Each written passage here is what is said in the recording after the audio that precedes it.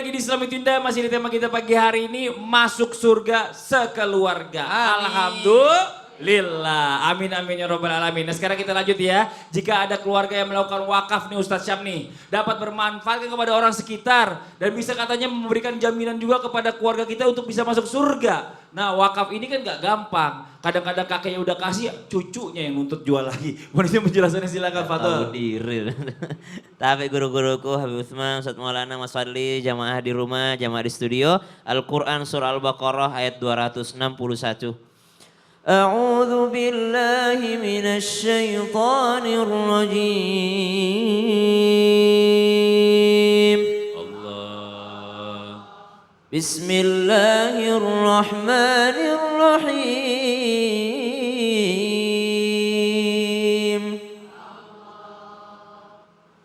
مثل الذين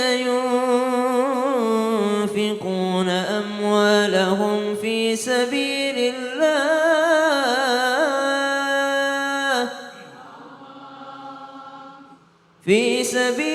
الله كمثل حبة أنبتت 7 سنابل في كل سنبلة 100 حبة والله يضاعف لمن يشاء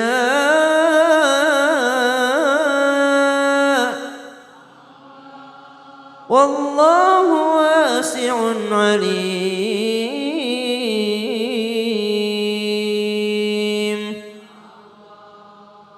Allah ganti 700 kali lipat, bahkan lebih daripada itu bagi orang-orang yang menginfakkan hartanya, orang-orang yang mengeluarkan daripada hartanya.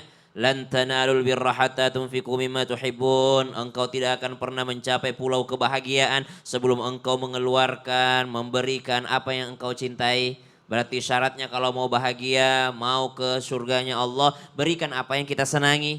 Karena kadangkala ada orang yang mengeluarkan tapi yang dikeluarkan adalah sesuatu yang sudah tidak disenangi. Karena bajunya udah agak koyak baru disumbangin. Karena makanannya udah hampir basi baru dikasih orang. Karena khawatir nanti basi, ini sudah sesuatu yang sebenarnya dia sendiri tidak mau lagi dengan hal tersebut. Baru dia berikan kepada orang lain. Padahal sesungguhnya yang diberikan kepada orang lain kalau ikut akhlak baginda Nabi SAW adalah sesuatu yang kita senangi. Siapa yang tidak senang mendapatkan air yang banyak, air yang berlimpah, maka ketika seseorang mewakafkan air terhadap orang lain, maka dia pun akan mendapatkan pahalanya. Siapa yang mewakafkan satu jalan sedikit daripada tanahnya untuk dilewati orang ke masjid, maka dia pun akan mendapatkan pahala yang sangat luar biasa yang mengalir baginya. Jangan dipikir jalan itu adalah jalan gang sempit ke masjid itu. Tidak, ada lagi pembangunan tol. Ada orang susah sekali bebaskan tanahnya orang pembangunan jalan. Subhanallah, yang lewat di situ ada ulama mau ngajar. Yang lewat situ ada anak yang mau jengukin orang tuanya. Yang lewat jalan itu ada orang mau berangkat haji. Yang lewat situ ada orang tua mau jengukin anaknya. Yang lewat situ ada ibu-ibu mau melahirkan. Yang lewat jalanan itu orang-orang yang berjuang. Maka kalau kita kasih itu, padahal dibeli juga sama pemerintah tanahnya, tapi pelit banget kasihnya, nggak jadi-jadi jalanan gara-gara ada satu lahan yang tidak mau dibebaskan oleh yang punya tanah tersebut. Naudzubillahi min dzalik. Maka wakaf tersebut yang akan berlipat ganda pahalanya dan mendapatkan surganya Allah Subhanahu wa taala, mendapat ridhonya Allah Subhanahu wa taala. Perlu digarisbawahi. Wakaf ketika hidup itu bernilai miliaran dibandingkan wakaf setelah mati. Ingat ini, ada orang tunggu orang tuanya mati baru mau dia sedekahkan untuk orang tuanya. Padahal ibu nyumbang 1.000 rupiah sekarang pada saat masih hidup, itu lebih baik daripada ketika kita sudah mati anak kita sumbangin 1 miliar. Oh Masya Allah, jauh banget bedanya. Jauh banget, makanya orang mati minta sama Allah. Fa'asaddaqa wa aku minas shalihin. Saya mau keluar lagi Allah untuk bersedekah. Kenapa? Pahalanya sedikit sekali bagi orang yang disedekahkan sama anaknya. dibandingkan sedekah dia sendiri ketika dia masih hidup. Terima kasih banyak Ustaz Ya. Syam. Tepuk tangan buat Ustaz Syam. Masya Allah jazakallah khairan kasiran. Nah sekarang kita lanjut lagi untuk tanya jawab sama jamaah yang ada di studio mewakili di rumah. Tapi sebelumnya kita kembali dulu ke segmen Tanya Dong Ustadz. Kami semua tanya dong Ustadz. Oke kita kasih kesempatan yang mau bertanya jamaah boleh silakan angkat tangannya. Gantian dari sebelah kanan saya. Oh ini yang menarik perhatian yang bajunya beda sendiri. Silakan Ibu. Assalamualaikum warahmatullahi wabarakatuh. Waalaikumsalam warahmatullahi wabarakatuh. Nama saya Hajah Sri Mulyati ZA dari Majelis Ta'lim Al-Ikhlas Ciranjang Cianjur Cipanas. Tepuk tangan Bu, Masya Allah. Mau tanya contoh hal kecil yang bisa membuat keluarga kami tidak bisa masuk surga. Cuma kami keluarga saya udah berusaha semaksimal mungkin untuk tetap di jalannya Allah. Gara-gara hal itu semuanya jadi sirna. Oh. Iya.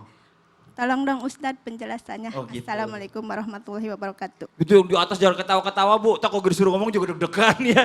Makasih banyak tepuk tangan dong buat Ibu Hajah. Jawab Pak Haji, silakan. Tadi Pak Dokter, sekarang Pak Haji. Baik, makasih banyak kepada semuanya. Termasuk saya sampaikan kepada tim Islam Tinda yang mengangkat tema ini bagus sekali. Karena kenapa? Jangan mau masuk surga sendiri. Ajak-ajak orang lain. Lebih utama lagi, ajaklah keluarga. Kenapa? Ternyata ada hal kecil yang menyebabkan orang tidak bisa masuk surga sekeluarga. Ketika putus silaturahmi. Perceraian. Apalagi hal-hal yang sepele menurut kita. Dan kita tidak ada lagi hubungan keluarga. Itu bahaya. Nah ternyata ada 3 amalan yang menurut kita kecil. Tapi itu luar biasa. Yang pertama adalah khamar.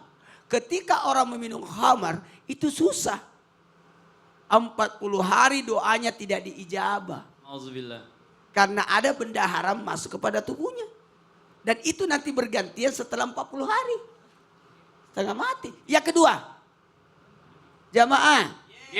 Yang kedua. Apa yang kedua? Adalah durhaka. 1, 2, 3. Durhaka. Bagaimana engkau bisa mendapatkan ridhonya Allah kalau engkau durhaka sama orang tuamu?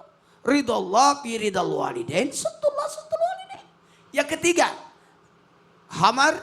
Durhaka. Satu lagi. Yakni nusus dayus. Nusus itu pembangkangan istri terhadap suami. Kalau ini tadi durhaka anak ke orang tua. Tapi kalau nusus ini adalah pembangkangan seorang istri terhadap suaminya. Ada lagi satu, dayus.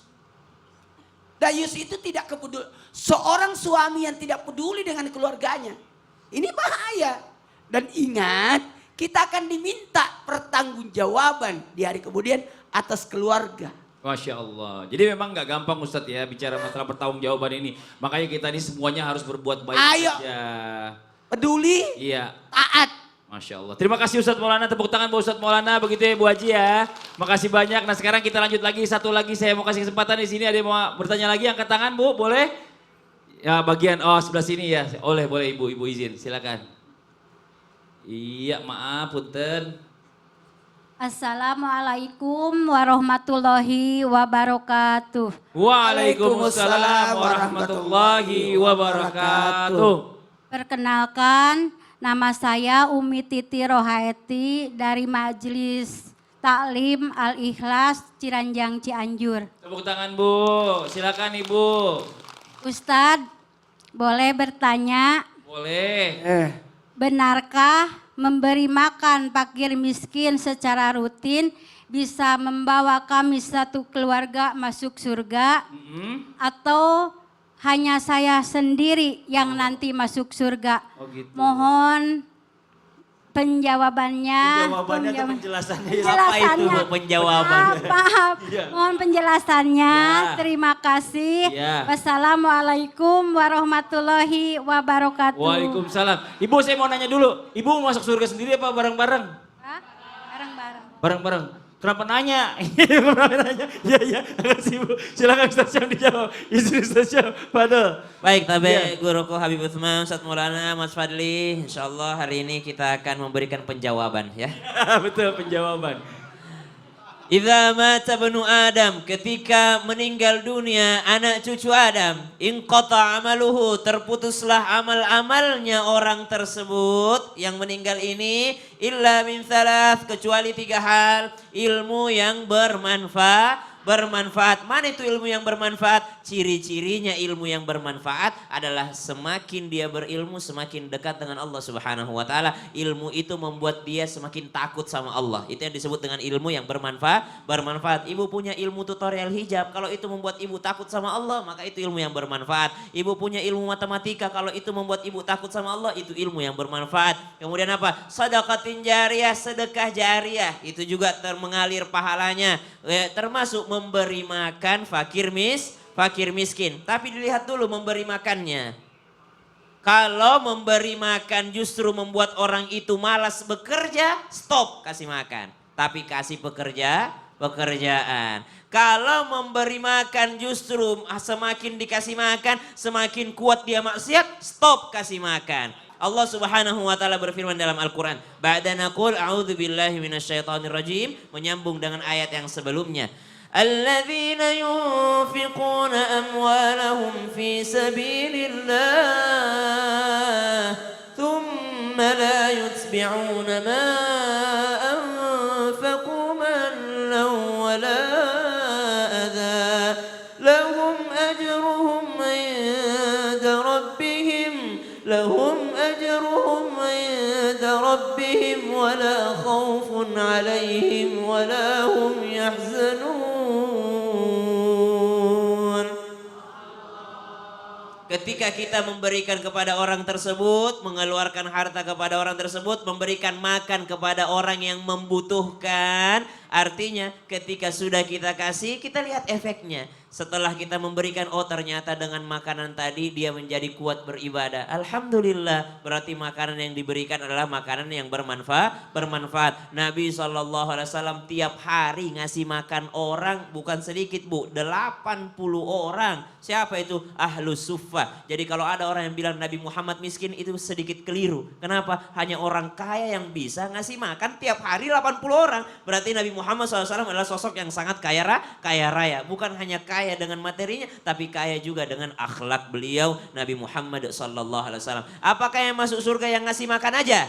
Atau semua sekeluarga saya bisa masuk surga? Maka sekeluarganya bisa masuk surga. Sebagaimana orang yang minum khamar semua kena dosanya, yang nuangin, yang neraktir, yang ngasih tempat kena dosanya, maka orang berbuat baik juga semua yang terlibat akan dapat pahalanya. Ibu misalnya apanya? Donaturnya, ibu ngasih duitnya. Yang masak pasti beda. Yang nyediain ngaliwet juga beda. Yang ngasih tempat juga beda. Oh ternyata pada saat itu ada pengajiannya. Oh yang ngasih pengajian juga dapat pahala. Amin. Yang ngatur-ngatur sendalnya juga dapat pahala. Amin. Semua kalau diniatkan ibadah maka akan mendapatkan pahala dan mendapatkan surganya Allah Subhanahu wa taala. Makasih banyak, mudah-mudahan Ibu Titi mendapatkan penjawaban. Penjawaban. Makasih banyak, tepuk tangan Pak Ustaz Syam. Masya Allah. Nah sekarang kita lanjut lagi, ada satu pertanyaan juga dari jamaah yang ada di rumah ya. Dari Bagas Cahya.